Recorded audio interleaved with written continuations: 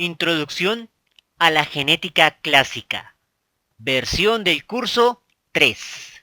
Por genética clásica o mendelismo entenderemos una teoría científica que intentó entender la genética o herencia de los seres vivos mediante una abstracción matemática simple y mediante la suposición experimental o teórica de una herencia discreta en la que los rasgos de cada carácter eran fáciles de distinguir y matematizar. Tenga en cuenta que una cosa es el modelo teórico, en este caso genética clásica o mendelismo, y otra el fenómeno de la genética como tal. Los fenómenos regularmente son demasiado complejos, por lo que, regularmente, los reducimos a modelos que buscan determinar los rasgos clave, es decir, sus características más importantes, ignorando el ruido.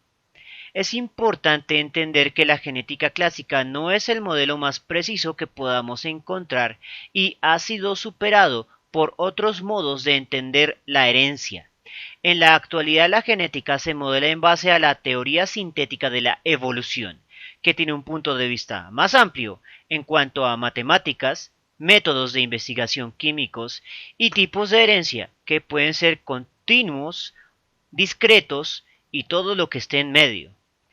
La genética clásica se enmarcará desde la publicación de Gregor Mendel en 1866 sobre la hibridación hasta el descubrimiento por parte de Arne Wilhelm Kaurin Tiselius de la electroforesis en 1931, aunque ya en 1916 el paradigma que distinguía la herencia continua de la discreta había sido refutado por Thomas Hunt Morgan. El año 1900 marcó el redescubrimiento de Mendel por Hugo de Vries, Karl Correns y Erich von Schermach, aunque existe debate histórico sobre la verdadera importancia de Schermach y de Mendel, así como un conflicto de prioridades entre Hugo de Vries y Karl Correns por el desarrollo de la genética clásica. En 1915, los principios básicos de la genética mendeliana se aplicaron a una amplia variedad de organismos, sobre todo la mosca de la fruta Drosophila melanogaster. Liderados por Thomas Hunt Morgan y sus colegas drosofilistas, los genetistas desarrollaron el modelo mendeliano, que fue ampliamente aceptado en 1925.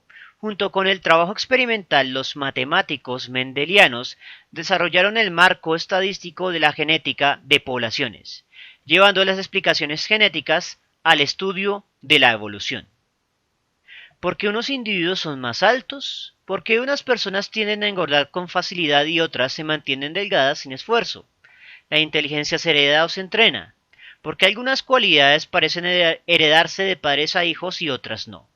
Desde la antigüedad estas preguntas habían sido un misterio, y debido a la incapacidad para responder tales preguntas, nuestros ancestros desarrollaron creencias socialmente aceptadas acerca de la herencia de los rasgos y las habilidades.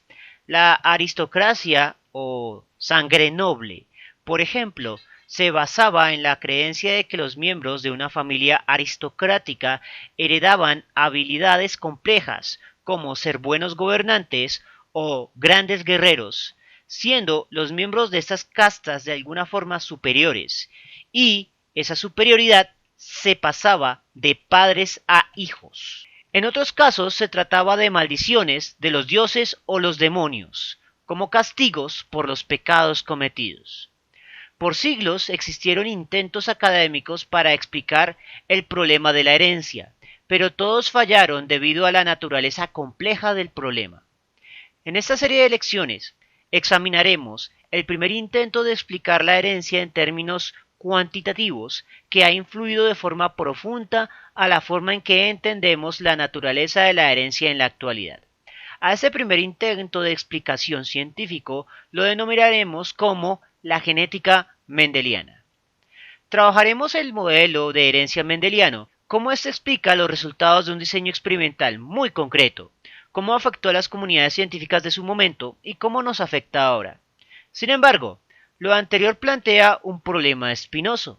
Tendemos a aplicar los conceptos del presente a los conceptos en el pasado. Juzgamos al pasado como algo de ignorantes y atrasados, sin entender sus contextos, problemas y limitaciones.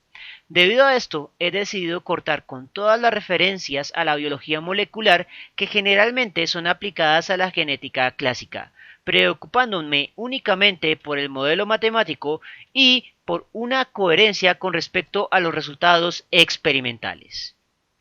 Bien, eso es todo por el momento.